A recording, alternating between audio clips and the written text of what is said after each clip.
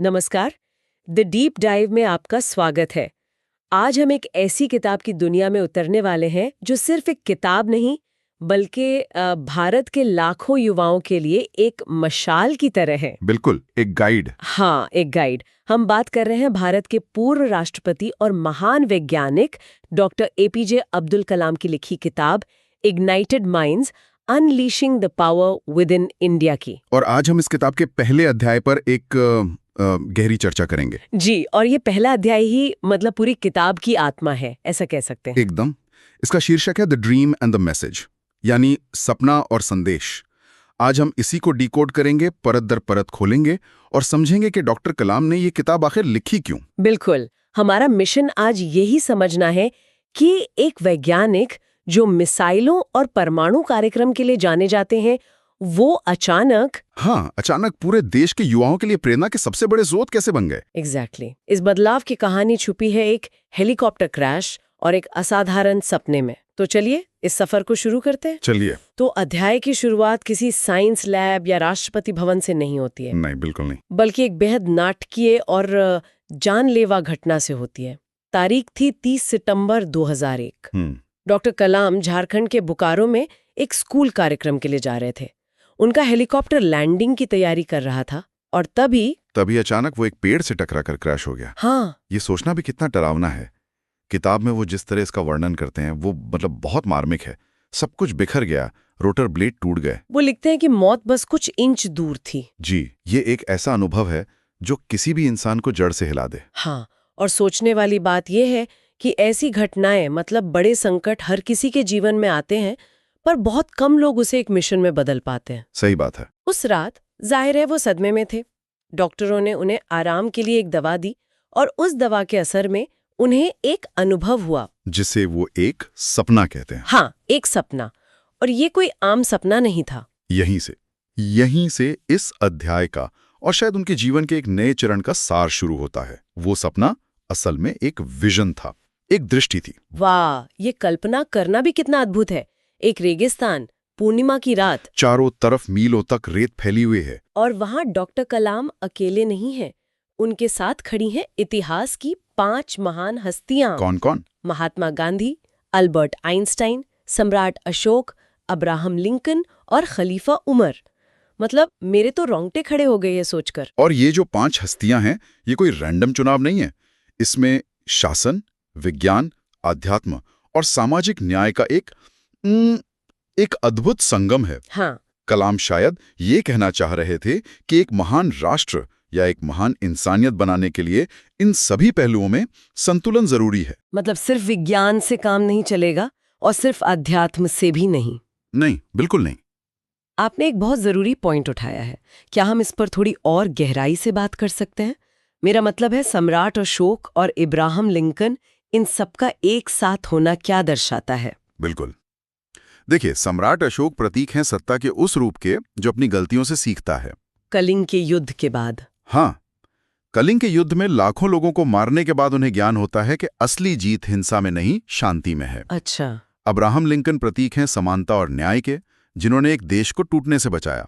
और खलीफा उमर प्रतीक है एक ऐसे शासक के जो न्यायप्रिय है, जिसकी जवाबदेही सीधे जनता के प्रति है। एकदम। तो ये तीनों शासन और राजनीति के आदर्शों को दिखाते हैं। और गांधी और आइंस्टाइन? गांधी तो सत्य और अहिंसा के सबसे बड़े प्रतीक हैं। वो भारत की आध्यात्मिक शक्ति को दर्शाते हैं।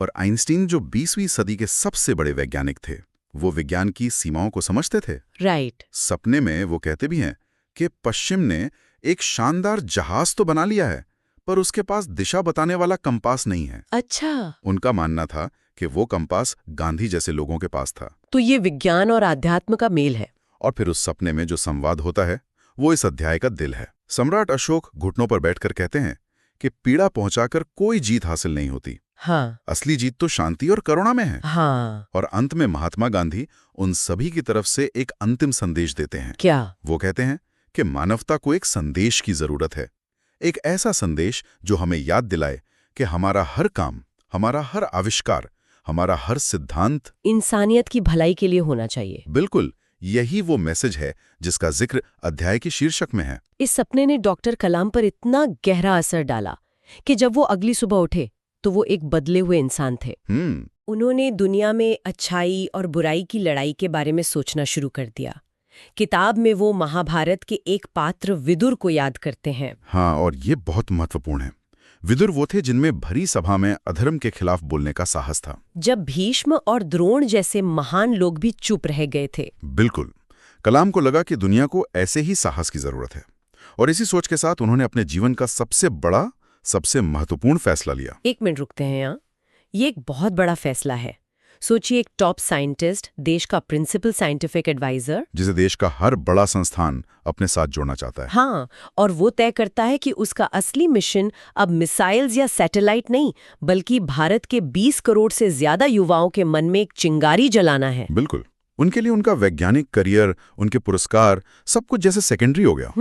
उन्हें लगा कि भारत की असली शक्ति उसके हथियारों में नहीं, बल्कि उसके युवाओं के इग्नाइटेड माइंड्स यानी प्रज्वलित मनों में है। यहीं से इस किताब का जन्म हुआ। इसी सोच को समझाने के लिए वो अपने जीवन की तुलना एक रॉकेट से करते हैं, जिसके अलग अलग चरण या स्टेजेस होते हैं। हाँ। हर स्टेज रॉकेट को एक नई ऊंचाई देता है और फिर अलग हो जाता है। ये एनोलॉजी मुझे बहुत दिलचस्प लगी। ये उनके पूरे जीवन का सार है एक तरह से। पहला चरण था इसरो में, जहां उन्होंने SLV-3 यानी सैटेलाइट लॉन्च व्हीकल बनाया। राइट। वो कहते हैं कि ये सीखने का दौर था। खासकर विक्रम साराभाई, सतीश धवन और डॉक्टर ब्रह्म प्रकाश जैसे गुरुओं से उन्होंने लीडरशिप सीखी। उन्होंने सीखा कि सफलता को टीम में कैसे बांटा जाता है और असफलता का जिम्मा एक लीडर खुद कैसे लेता है। तो इसरो में उन्होंने सफल होना सीखा। लेकिन DRDO का दौर यानी दूसरा चरण ज्यादा चुनौतीपूर्ण लगता है, खासकर अंतर्राष्ट्रीय दबाव के चलते। ये एक बहुत बड़ा मानसिक बदलाव था। ISRO में वो देश के लिए गौरव बनाने का काम कर रहे थे, जबकि DRDO में उन्हें देश की सुरक्षा के लिए ऐसी तकनीक बनानी थी जिसे दुनिया रोकना चाहती थी। यहाँ उन्हें मिसाइल टेक्नोलॉजी कंट्रोल रिजीम यानी MTCR जैसे प्रतिबंधों का सामना करना पड़ा। MTCR, इसे थोड़ा आसान शब्दों में समझा सकते हैं? जरूर। MTCR असल में दुनिया के कुछ शक्तिशाली देशों का एक क्लब था जो मिसाइल टेक्नोलॉजी के फैलाव को रोकना चाहता था। और भारत को इससे बाहर रखा गया था? जी। इसका मकसद था भारत को स्ट्रेटेजिक मिसाइलें बनाने से रोकना। तो इन प्रतिबंधों के बीच अग्नि और पृथ्वी जैसी मिसाइलें बनाना सिर्फ एक तकनीकी जीत नहीं, बल्कि एक जियोपॉलिटिकल स्टेटमेंट भी था। दुनिया को ये बताने जैसा था कि भारत आत्मनिर्भर है। एकदम। इसीलिए कलाम कहते हैं कि DRDO में उन्होंने असफलताओं का प्रबंधन करना सीखा, मैनेजिंग फेलियर्स। और फिर आया तीसरा चरण, भारत का परमाणु कार्यक्रम और TFAC, जहां उन्होंने इंडिया विजन 2020 का सपना देखा। जी। लेकिन यहाँ एक ऐसी बात है जो मुझे सबसे ज्यादा प्रभावित करती है। एक व्यक्ति जिसे दुनिया मिसाइल मैन के नाम से जानती है, वो अपनी किताब में लिखता है कि उसकी सबसे बड़ी खुशी का स्रोत हथियार नहीं थे। आपने बिल्कुल सही नस पकड़ी है। वो लिखते हैं कि उन्हें सबसे ज्यादा खुशी और संतुष्टि तब मिली जब मिसाइल बनाने में इस्तेमाल होने वाली टेक्नोलॉजी से आम लोगों के लिए चीजें बनी। जैसे मिसाइल के लिए बने हल्के मटेरियल से उन्होंने विकलांग बच्चों के लिए लाइट वेट कैलिपर्स बनाए, जो पहले बहुत भारी होते थे। बहुत भारी। और डिफेंस टेक्नोलॉजी से उन्होंने एक सस्ता हार्ट स्टेंट विकसित किया, जिसे कलाम राजू स्टेंट कहा जाता है। ये उनके जीवन के दर्शन को दिखाता है कि टेक्नोलॉजी का अंतिम लक्ष्य मानवता की सेवा करना है, शक्ति प्रदर्शन नहीं। बिल्कुल। शायद यही उनके वैज्ञानिक से पीपल्स प्रेसिडेंट बनने के सफर का बीज था। बिल्कुल। और वो हेलीकॉप्टर दुर्घटना उनके लिए एक सिग्नल की तरह थी। उन्हें लगा कि रॉकेट का तीसरा चरण अपना काम कर चुका है और अब उसे अलग होकर चौथे चरण को प्रज्वलित करने का समय आ गया है। और वो चौथा चरण था भारत के युवाओं के साथ काम करना, उनके सपनों को पंख देना। इस अध्याय की शुरुआत एक बहुत ही सुंदर कविता से होती है, जो असल में इस पूरे अध्याय का निचोड़ है। कौन सी? सपने देखो, सपने देखो, सपने देखो। सपने विचारों में बदलते हैं और विचार कर्म में परिणत होते हैं। यानी dream dream dream, dreams transform into thoughts and thoughts result in action. और यही इस अध्याय और पूरी किताब का केंद्रीय संदेश है। उस सपने ने, जो एक असाधारण अनुभव से पैदा हुआ, डॉक्टर कलाम को एक मिशन दिया। हाँ। और अब वो यही संदेश युवाओं तक पहुंचाना चाहते थे। वो चाहते थे कि युवा बड़े सपने देखें, क्योंकि सपनों में ही देश को बदलने की शक्ति है। मतलब शिक्षा के साथ आध्यात्मिकता को जोड़ना होगा, ताकि हम नेताओं और उद्यमियों की एक ऐसी पीढ़ी तैयार कर सकें जिनके पास आइंस्टीन वाला जहाज भी हो और गांधी वाला कंपास भी। वाह, तो चलिए एक बार फटाफट से जो मुख्य बातें हैं इस अध्याय की उन्हें दोहरा लेते हैं। ठीक है। तो सबसे पहली और एक इंटरेस्टिंग बात, ये किताब उन्होंने डेडिकेट किसे की है? ये उन्होंने स्नेहरल ठक्कर नाम की एक छात्रा को की है, जिसने कहा था कि हमारा असली दुश्मन गरीबी है। राइट। और इस किताब को लिखने की प्रेरणा, वो घटना कौन सी थी? वो 30 सितंबर 2001 को हुआ हेलीकॉप्टर क्रैश। बिल्कुल। अच्छा, और उनके सपने में वो 5 महान हस्तियां कौन सी थीं? महात्मा गांधी, एल्बर्ट आइंस्टाइन, सम्राट अशोक, अब्राहम लिंकन और खलीफा उमर। हाँ, और सम्राट अशोक को कलिंग युद्ध के बाद क्या एहसास हुआ था? कि असली जीत हिंसा में नहीं बल्कि शांति में है। सही। और सपने में मानवता के लिए जो अंतिम संदेश था वो क्या था? वो ये था कि हमारा हर काम इंसानियत की भलाई के लिए होना चाहिए। इस सपने के बाद डॉक्टर कलाम ने अपने जीवन का सबसे महत्वपूर्ण निर्णय क्या लिया? उन्होंने तय किया कि वो भारत की असली शक्ति को देश के बच्चों और युवाओं में खोजेंगे। बिल्कुल। और उन्होंने अपने करियर के पहले चरण मतलब ISRO में सबसे महत्वपूर्ण क्या सीखा? लीडरशिप यानी नेतृत्व। और दूसरे चरण DRDO से क्या सबक सीखा? असफलताओं का प्रबंधन करना, मैनेजिंग फेलियर्स। और सबसे ज्यादा खुशी उन्हें किस बात से मिली? मिसाइल बनाने से? नहीं, मिसाइल टेक्नोलॉजी से बने मेडिकल उपकरणों से, जिनसे आम लोगों की मदद हुई। और अगर इस अध्याय के केंद्रीय विचार को एक वाक्य में कहना हो तो वो क्या होगा? कि सपनों में विचारों को जन्म देने और फिर उन विचारों को कर्म में बदलने की अपार शक्ति होती है। बिल्कुल सही। तो ये थी इग्नाइटेड माइंड्स के पहले अध्याय की कहानी, एक दुर्घटना से एक सपने का जन्म और उस सपने से एक महान मिशन का उदय। ये अध्याय सिर्फ एक भूमिका नहीं है, बल्कि ये हमें डॉक्टर कलाम के मन की गहराइयों में ले जाता है। और यहाँ हमारे सुनने वालों के लिए एक सोचने वाली बात है। क्या? ये अध्याय हमें सिखाता है कि जीवन के सबसे बड़े संकट कभी-कभी सबसे बड़े परिवर्तनों को जन्म देते हैं।